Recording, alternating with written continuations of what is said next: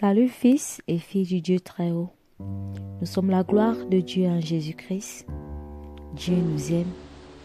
Dieu nous aime d'un amour si grand, un amour si infini, un amour si merveilleux que l'humanité ne peut le contenir.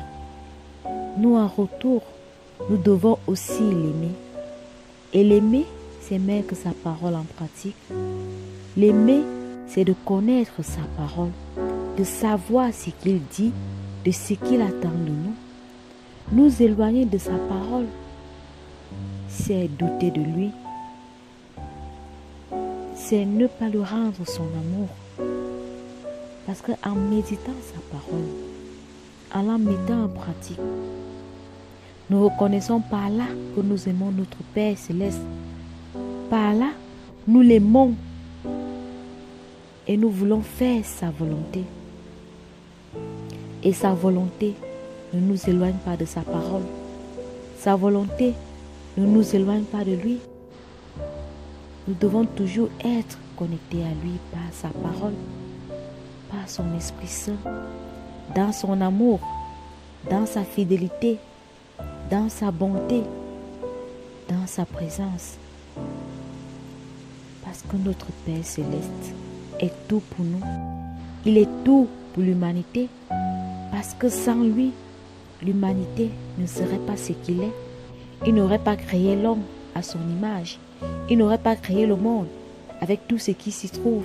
C'est parce qu'il nous aime et parce qu'il nous a désirés. Il a voulu de nous. C'est pour qu'il a créé toutes choses parfaites avant de créer l'homme et lui donner la domination sur toutes choses. Alors, bien-aimés, tournons nos regards d'amour vers ce Père merveilleux qui a tant fait pour nous et qui continue à faire des choses merveilleuses pour nous. Alors, ne nous éloignons pas de lui, pas de vains discours, pas de disputes inutiles, pas des mots d'homme, pas la religion, par nos pensées qui nous éloignent de lui, qui nous éloignent de sa parole. Jésus, lorsqu'il est venu sur terre, il est venu accomplir une mission, nous racheter et nous réconcilier avec notre Père. Parce que nous avons perdu cette alliance, cette communion, cet amour, cette unité avec lui au jardin d'Éden, lorsque le premier homme a péché. Dans le livre de Jean au chapitre 3, verset 16, il est dit: car Dieu a tant aimé le monde qu'il a donné son Fils unique, afin que quiconque croit en lui ne périsse point, mais qu'il ait la vie éternelle. Dieu n'est pas venu créer une religion. Dieu n'est pas venu créer autre chose au travers de Jésus-Christ de Nazareth. Mais il est venu nous réconcilier avec le Père. Il est venu nous réconcilier avec notre premier amour, qui est Dieu, notre Père Céleste, notre Créateur, notre tout, qui nous réserve des choses merveilleuses dans ce siècle et pour l'éternité. Alors, arrêtons ces vaines querelles sur les religions.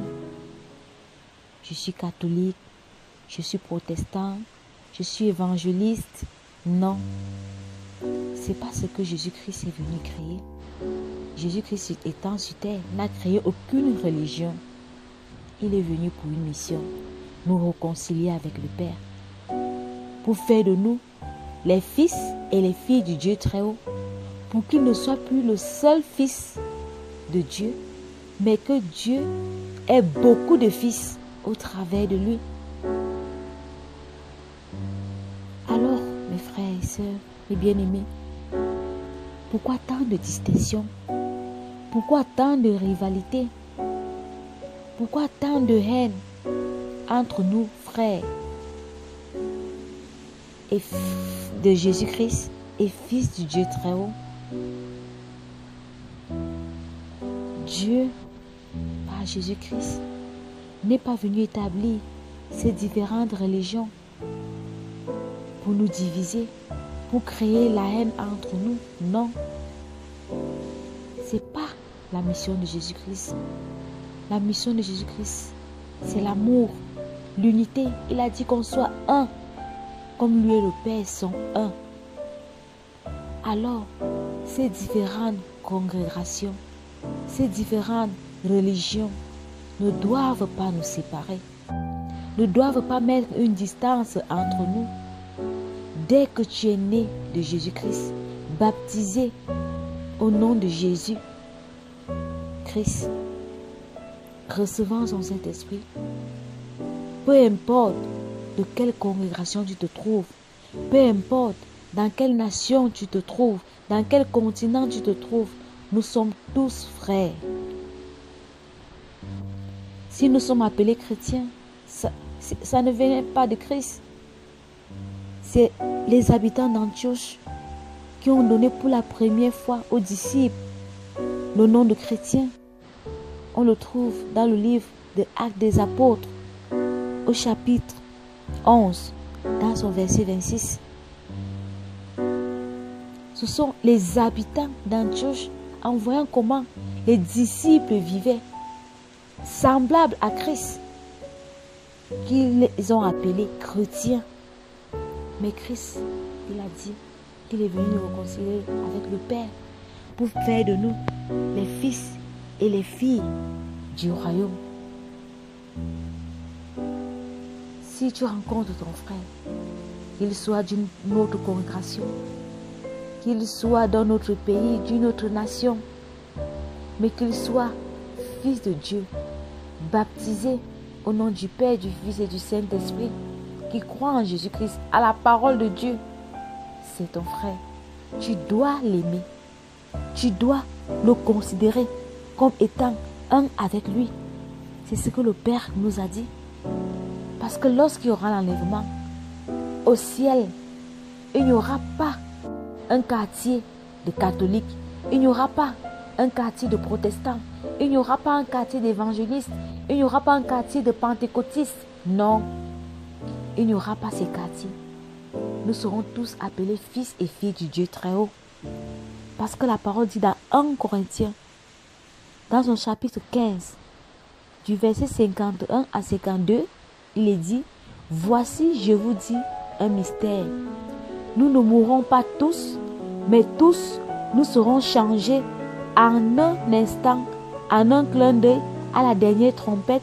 La trompette sonnera et les morts ressusciteront incorruptibles et nous serons changés. Alléluia. On n'a pas dit que les chrétiens, les catholiques, les protestants, les évangélistes seront changés. Non. On dit nous tous en un seul instant, lorsque la trompette sonnera. C'est pour dire, mes frères et sœurs, que nous devons nous arrêter de nous disputer sur les religions, sur l'appartenance à telle congrégation. Non, c'est une lutte de l'ennemi. Ça ne vient pas de notre Père. Ça ne vient pas du Seigneur Jésus-Christ. Ça ne vient même pas de sa parole. Nous sommes tous frères. Nous sommes tous unis en Dieu, en Christ. Marchons dans l'amour. Marchons dans l'unité avec Christ.